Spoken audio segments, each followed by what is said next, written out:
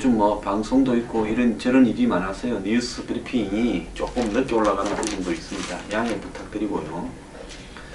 자, 오늘은 정말로 심각한 부분에 대해서 최순실과 관련된 부분 몇 가지만 좀 이야기를 하겠습니다.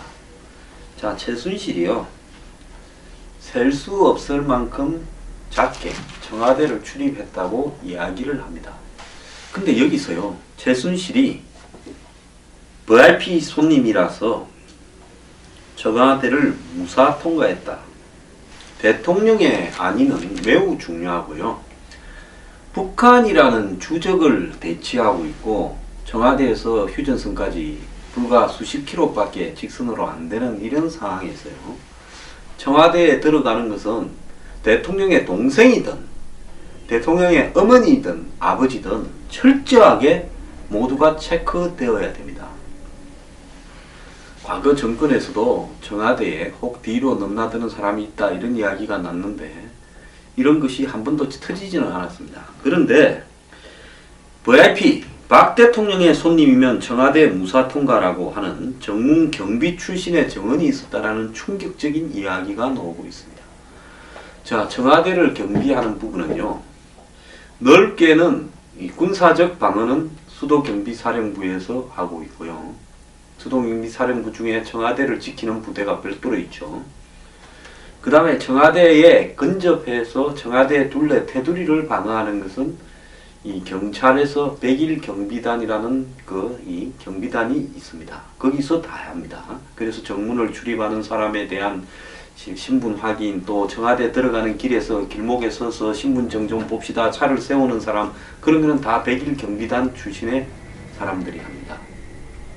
제가 지난번 청와대 분수대 앞에서 1인 시위를 할 때 저하고 뭐 이렇게 저렇게 했던 분들도 다 100일 경비단 소속입니다.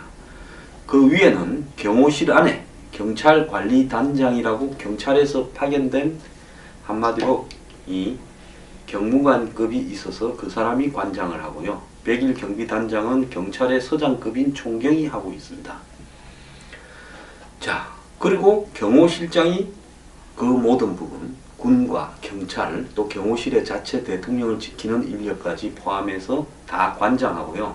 여기에는 안 가든 청와대든 물샐 틈 없이 출입에 대해서는 통제가 돼야 되고 거기에 예외, 즉 대통령 아는 사람이니까 그냥 통과 이렇게 돼버리면 엄청난 국가 안보의 위험 요인이 발생할 수 있습니다.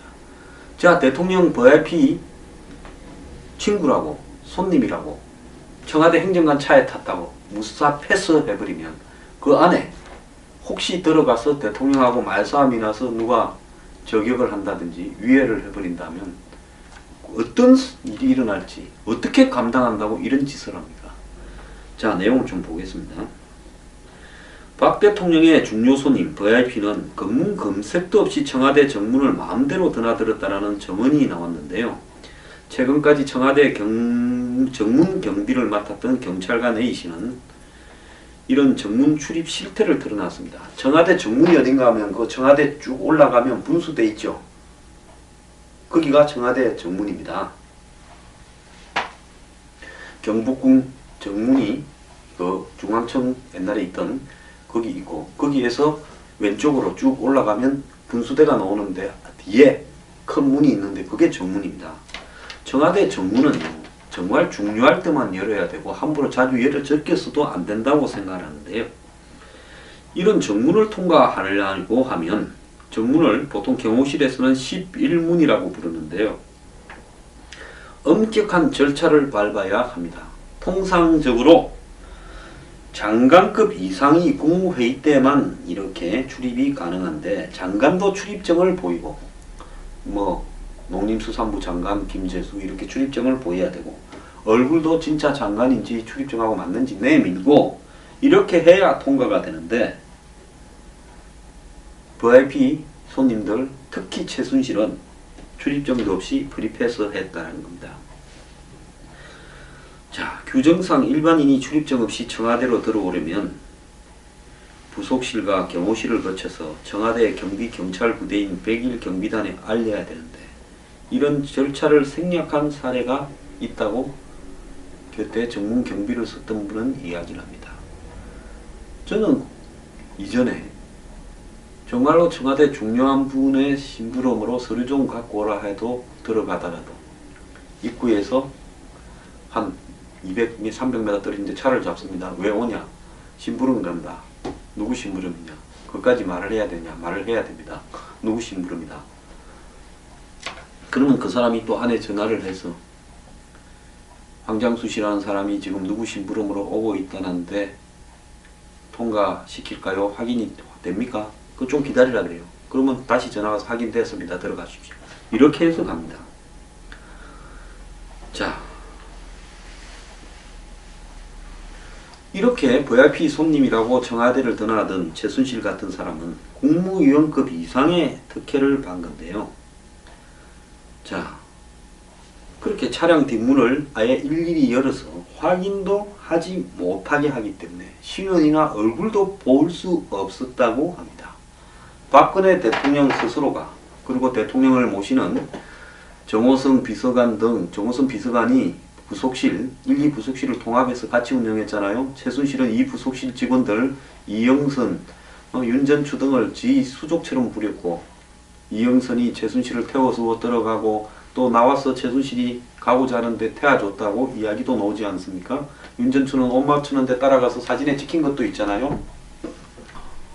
오늘 한겨레 신문에서는 제2부속실 소속 이영선 행정관이 최순실을 태우고 정문을 드나들었다고 보도를 했습니다. 자, A씨라고 정문 경비를 맡았던 경찰관은 이 행정관이 VIP 손님이 탑승했다고 말했고 직접 경험을 했던 사람입니다. 연합뉴스끼리 보도인데요. 검문 검색 없이 보내준 적이 있다고 말했는데 지금 생각하니 탑승자가 최순실로 추정된다고 말을 했습니다. 자, 대통령을 만나는 외부인이 정문을 자유롭게 통과한 사례는 역대 정권에서도 종종 있었다고 알려져 있습니다. 제가 아까 이야기했지 않습니까? 이전에도 있었다면. 정문 경비 업무는 과거 정권의 근무 전통을 대체로 답습하는데 전직 대통령 시절에도 비슷한 예가 있었다. 이렇게 이야기를 하고 있습니다. 최순실은 셀 수 없이 작게 지직 드나들듯이 청와대를 드나들었습니다. 자, 그래서 100일 경비단 소속 경찰들이 정부 출범 초기에 우리는 경호실로부터 아무런 연락도 못 받았다. 왜냐하면 그 100일 경비단은 경호실 산하 경찰들로 이루어진 이 경비 조직이기 때문에 경호실에서 지시를 다 받는 거죠. 신원을 확인해 봐야 되겠다. 최 씨의 신분을 알아보려고 하다가 몇 차례 마찰이 일어났다. 듣기로는 난리가 났다라는 적이 있어요. 청와대 부속실 비서관이 3인방쯤 되는 인물들이 왜 그걸 확인하고 트러블을 불러 일으켰냐고요.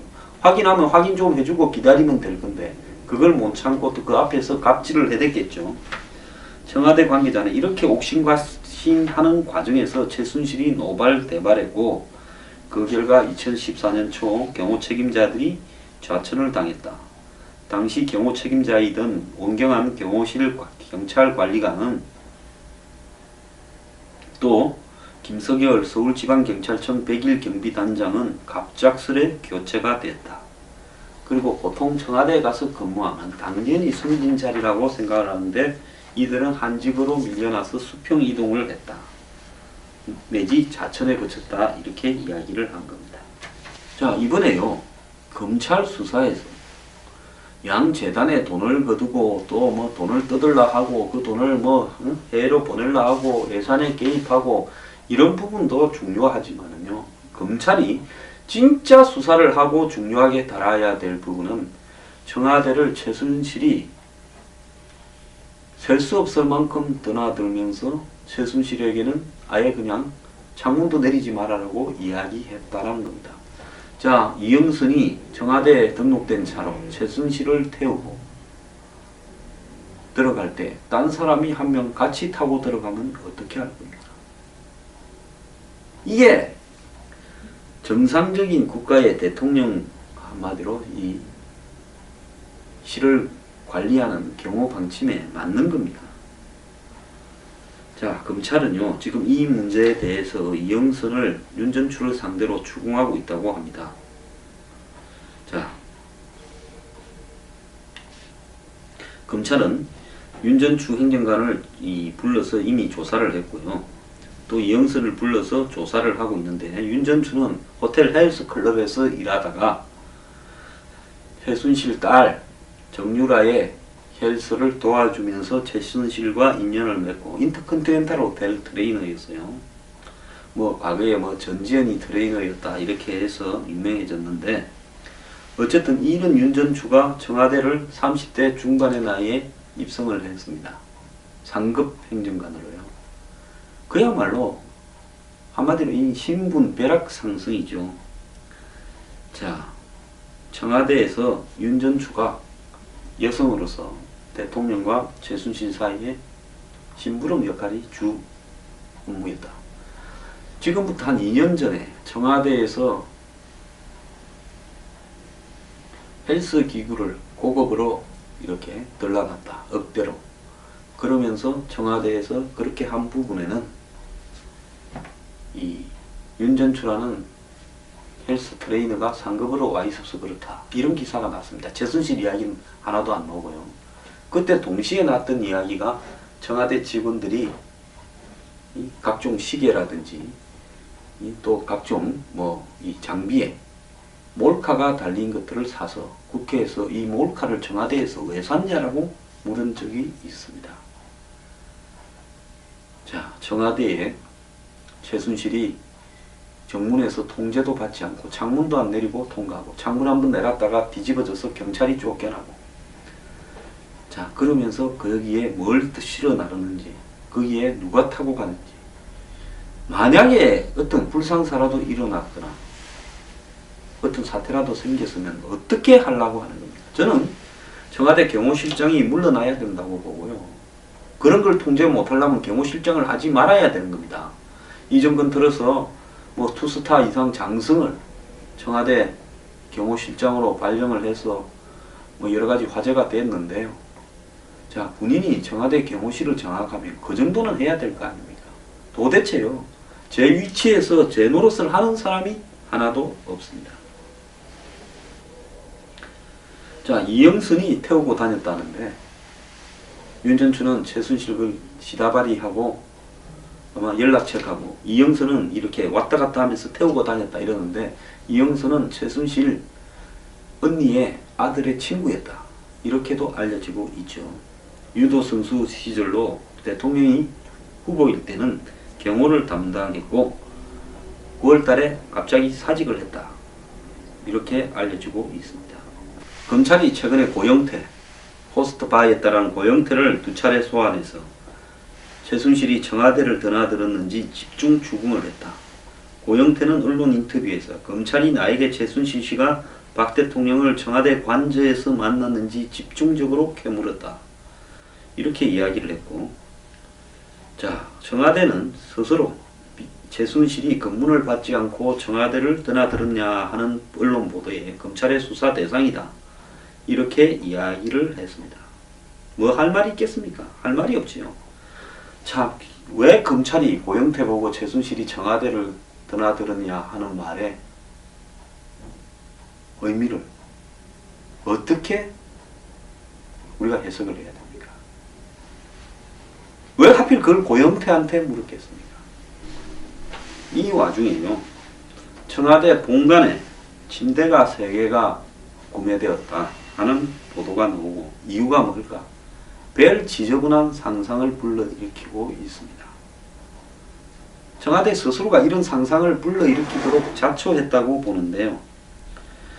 청와대도 사람이 자고 대통령이 주무시고 하니까 침대는 필요한데, 이 침대 3개가 조달청에서 청와대에 사준 물품 목록을 보면 607만원 상당의 고급 침대들 모두 3개가 대통령이 거주하는 숙소인 관저가 아니라, 부속실이 아니라 본관 집무실에 들어갔다는 겁니다. 하나는 대통령이 휴식을 취하기 위해서 일을 하다가 허리가 아프고 몸이 힘들면, 감기 기운이 있으면 누워 있었어. 또 금방 일하고, 왜냐면 관제까지 왔다 갔다 하기도 좀 멀지 않습니까? 번거롭고요. 그럴 수 있다 칩시다. 노무현 전 대통령도 그렇게 했다고 전해지고 있고 다른 사람도 다 그렇게 했을 겁니다. 그러면 나머지 침대 2개는 누구냐 하는 논란이 있는데 최순실이 제2 부속실에서 퍼스트 레이디 노릇을 하며 사용한 것이 아니냐라는 추측까지도 나오고 있습니다. 이원종 비서실장은 최순실이 출입을 했냐라고 국감에서 국회의원이 물으니 본인도 없고 기억도 없다 했고요. 아무도 모르게 확인할 수 없는 상황에서 완전 출입이 가능하고 옆에 대통령이 있으면 조언이 가능하다라는 의원의 질의에, 국회의원의 질의에 그건 가정이고 추측이다 이렇게 말했습니다. 대통령께서 그런 짓을 용납하지 않을 거다라고 단정적으로 말을 했습니다. 자, 그러니까 밖에 있는 사인이 청와대를 마음대로 출입을 해서 대통령 옆에 있다가 정책에 자기 의견을 보태는 일이 가능하냐 이러니까 그렇게 용납되지 않는다 이래 말을 했습니다. 경호실 차장도요, 최순실이 청와대에 왔다 간 적이 있느냐는 질의에 자기가 알기로는 없다면서 모든 청와대 출입은 기록에 남는다. 그리고 기록에 남지 않는 경우가 없는 게 확실하냐 하니까 확실하다고 이야기를 했습니다.